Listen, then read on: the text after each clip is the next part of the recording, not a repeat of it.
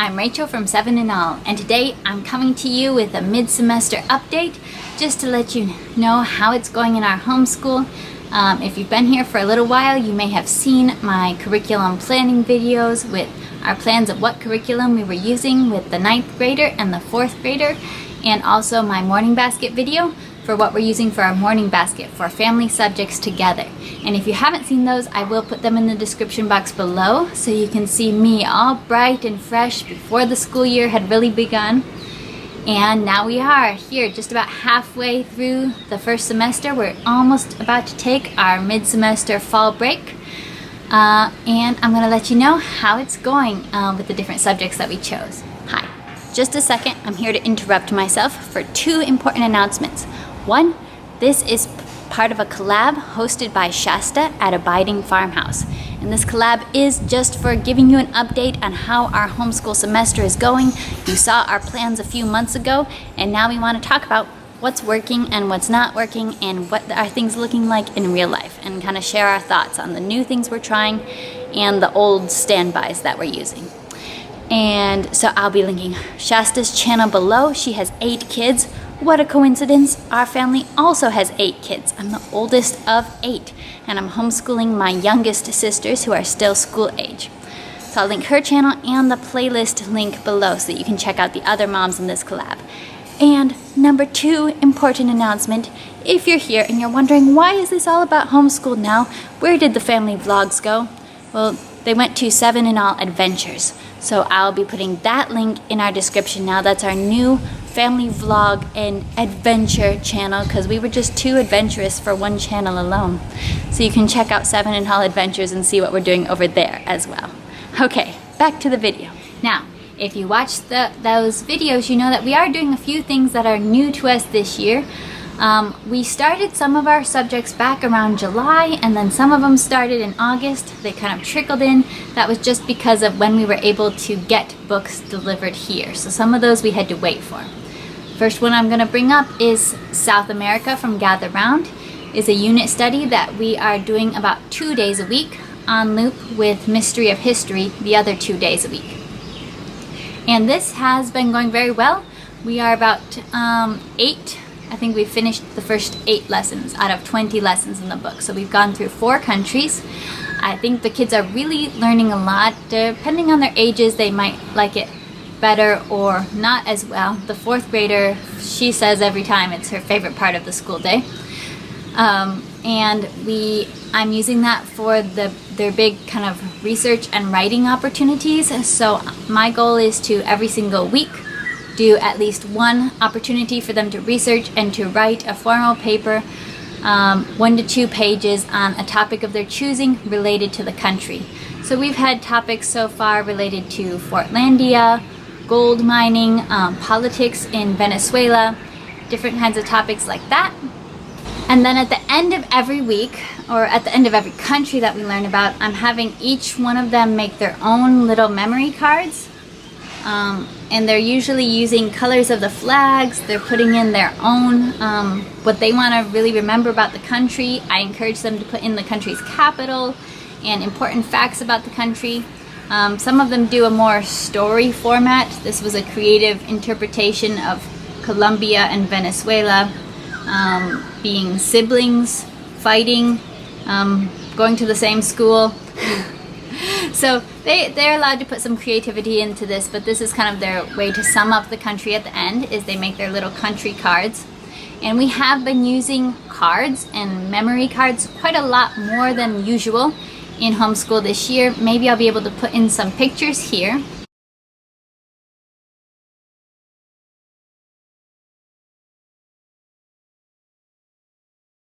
But we've been using cards for Mystery of History, which that's a normal part of the Mystery of History program. We've also been going through the alphabet cards, and we're all the way up to P now, the alphabet of theology, ABCs of theology cards from Tiny Theologians.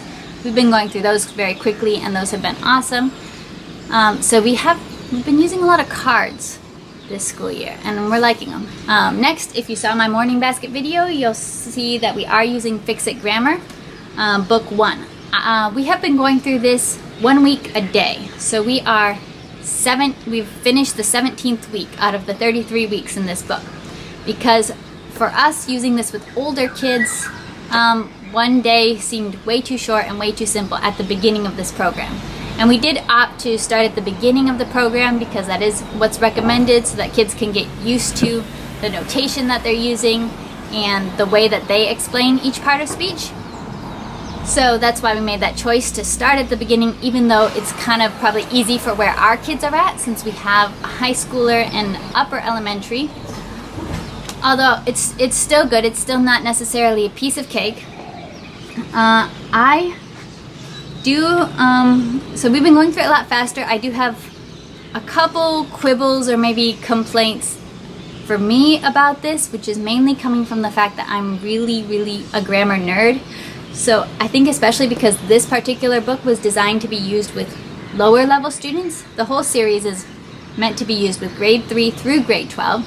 But I think because this one is the first one meant to be used with lower level students, they have a lot of notes in the teacher's guide like, oh yes, this word in the sentence is a gerund, it's functioning as a noun, but don't worry about having your kids mark it because we're just working on basic nouns for right now. And I'm like, what? It's a noun. If we're marking nouns, how can we skip some of the nouns in a sentence? We got to do all the nouns. So for me, it's been more like just little things like that. Like they tend to do a lot of, don't talk about this yet. We'll talk about this later. We'll talk about gerunds later. We'll talk about verbals later. We'll talk about this later. So I'm kind of like, but when are we going to talk about it? So, and I have definitely expanded on some topics. When they introduced helping verbs, they kind of did it to me in not the most helpful way. They said something like, a helping verb is like a little Boy Scout helping an old lady across the street. As in a helping verb helps the verb. To me, that wasn't the most helpful explanation of a helping verb. So we went through like all the verb tenses and different verb tenses that just grammatically need to have helping verbs with them. We went through other situations where helping verbs modify the actual meaning of the verb. So if you are a grammar nerd and you're using this with older kids, you will probably find yourself going into more depth on the lessons. But it's also probably the rare homeschooler who really likes to go super in depth on grammar lessons. But to me, some people get really excited about like electronics or magnets or biology or something like that. Like, this is my game. And there is not enough of my game in this book. So I expand on it a little bit. I'm not sure that they appreciate my expansions. They would probably like it as is. But to me, it's a little bit simple for where they're at. And I know I can push them to the next level. Hopefully in the next coming books, it will start talking about verbals and all the fun stuff. As for our other group subjects, Mystery of History, we're progressing a little bit slowly. We're about 4 weeks in, so I think about 16 lessons. Just took the quiz for week 4. For Bible, also about 16 lessons in, and that has been going very excellently. My mom is actually teaching that part, and she says it's well worth doing. It's the Bible Route 66 program. It's aimed at a middle school level, but we're using it with multiple ages.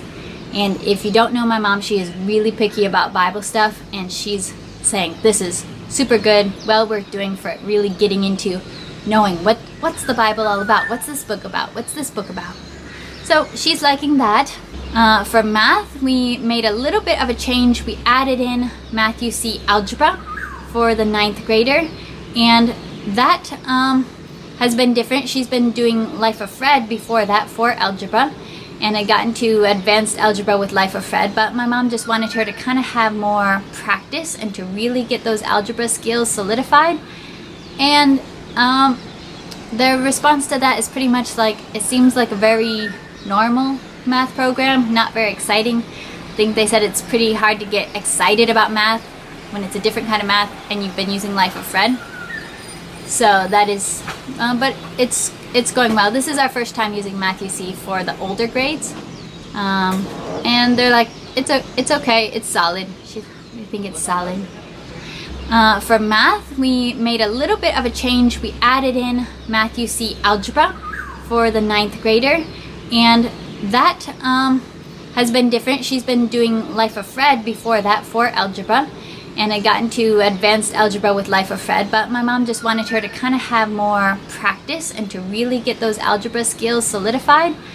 And their response to that is pretty much like, it seems like a very normal math program, not very exciting. I think they said it's pretty hard to get excited about math when it's a different kind of math and you've been using Life of Fred.